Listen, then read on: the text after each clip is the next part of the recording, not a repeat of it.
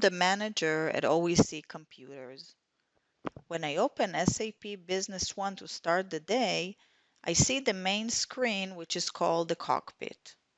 I place information that I care about and helps me perform my job.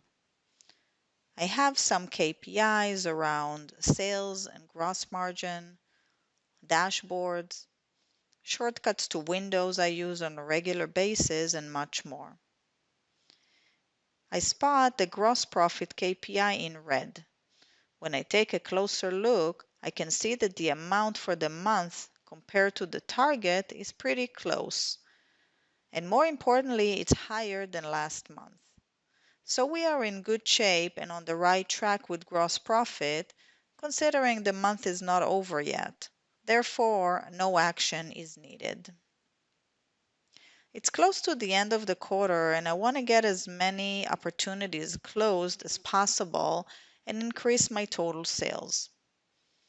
I'm looking at two count widgets that list open opportunities in the lead and quotation stage.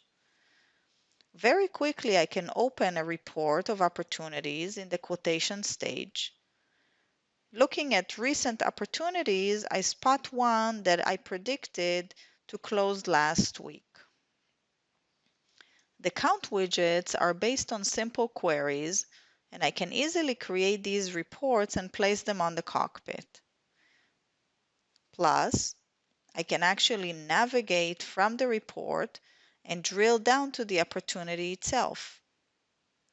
The opportunities are part of the fully embedded CRM module, and its purpose is to record the sales and purchasing cycle from the lead stage all the way to closing.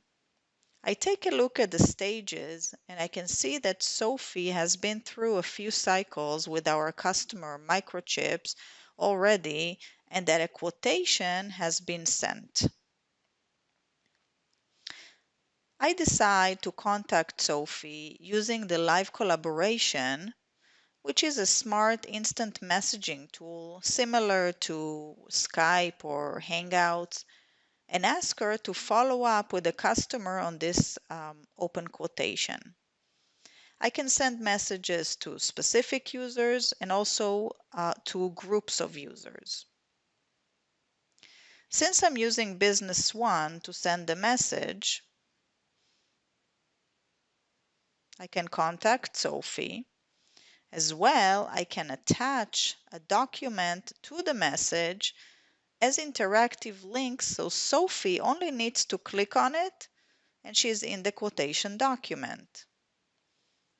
If I didn't have that tool, I would have to use email or other messaging tool, and I would have to type in the quotation number and do more manual work. This way, I really save a lot of time and get more value with these interactive links using live collaboration.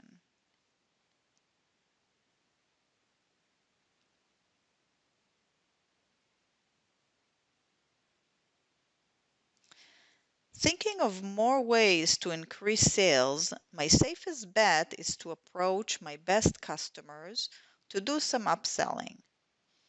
I know them very well and I have a good relationship with them. On my cockpit, I find dashboards to help find these customers. Dashboards by nature take a large amount of data and summarizes it in a visualized way using backend semantic layers, which are basically large queries that are organized in a way that is easy to understand and consume.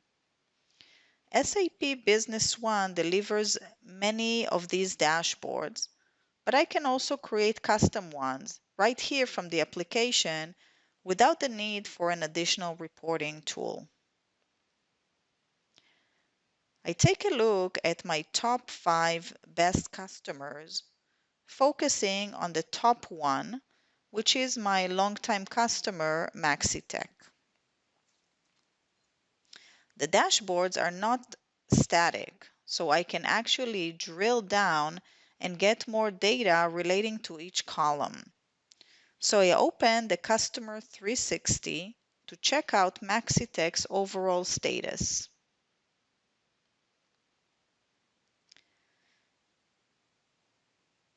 I see some general data around sales amount, gross profit, open opportunities, and service calls. For MaxiTech, in sales data tab, I noticed that order fulfillment has improved a lot this year, so I can assume Bob at MaxiTech is pretty happy with our service. I also notice his receivables are down from last month, so I decide to open the account and give him a call. The activities are available throughout the system, allowing me to record any interactions with customers and vendors. I identify it's a phone call regarding sales of printers. The activities also show up in the built-in calendar similar to Microsoft Outlook.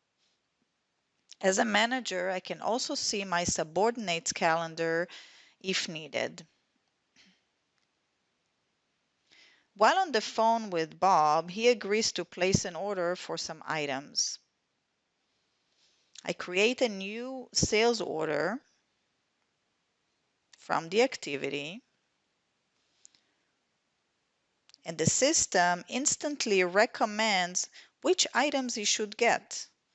SAP Business One has capabilities similar to common retailers' websites such as Amazon to learn the buying patterns based on historical purchases and recommends appropriate items. Yes, right here in my very own ERP system. In addition, I can recommend to Bob that other customers bought together with these items, again similar to Amazon. Once again, in a quick call with Bob, I added some additional sales to the company. Now I just need to repeat it a few more times. Bob mentioned he urgently needs some ink for his printer for tomorrow.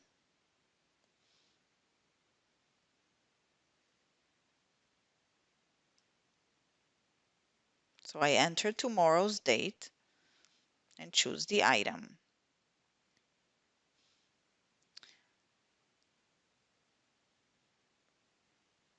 But I notice that I don't have enough quantity available. I confirm I will do the best I can to deliver on time and finish the call.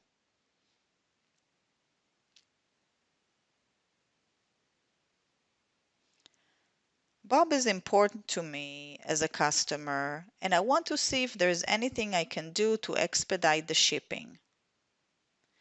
I will open the delivery schedule management from the sales order, which provides me full transparency into my order fulfillment status, and see that I can delay another order for a smaller account in order to get all the items to Bob tomorrow.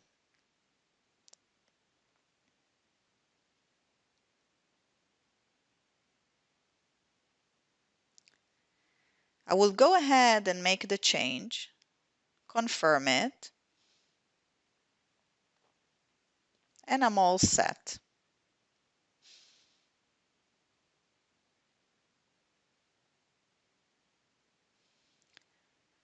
This got me curious about how items are selling from the beginning of the year and compare them to last year. I previously created an Excel report using the same semantic layers I used to create my dashboards and KPIs. Since it's based on Excel, I can incorporate my Excel knowledge to make the report more robust by adding my formulas and formatting. I place the report shortcut in the common function area.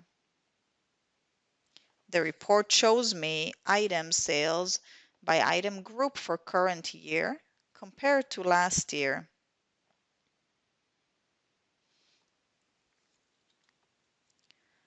In the afternoon, I get an email from one of my customers named Louis requesting confirmation of a bank transfer. I don't have the invoice number or even the customer name, just his name. So I use the enterprise search, which is a Google-like search for my ERP system.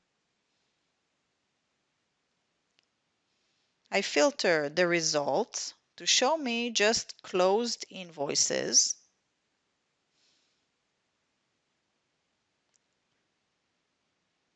Restricting the date to this year.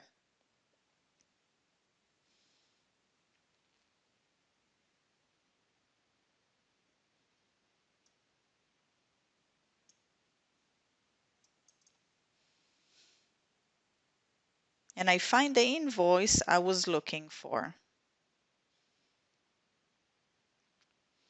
With the information at my fingertips, I can take a look at any items related to the documents, like orders and deliveries, as well as the customer account. I open the actual invoice and the relationship map to see if indeed a payment was received. This shows me the total flow of the sales cycle, starting from the quotation all the way to payment. Now I can open the payment confirmation and simply email it to Louis. It's near the end of the day and I want to take a look at my cash flow forecast. Since I'm planning an event in June that will involve some expenses, but hopefully will affect my sales positively in the following months. The cash flow forecast gather all possible transactions that can affect my cash flow and displays it graphically with a distinction between incoming and outgoing amounts and how it affects my net cash account balances. It looks 6 months into the future, but I can adjust the timeline as needed. The report lists the documents that are included as well as their certainty level, which indicates how sure am I this money will be paid or received. At the graph, I can see I have quite a few expenses in the coming months that will exceed the incoming amounts. This worries me a bit, so I want to include all possible transactions in the report by increasing the certainty level to 7, which adds open sales orders and purchase orders to the report. Now I can see for June that I still have expenses, but I do have some large incoming amounts I can rely on to fund my event.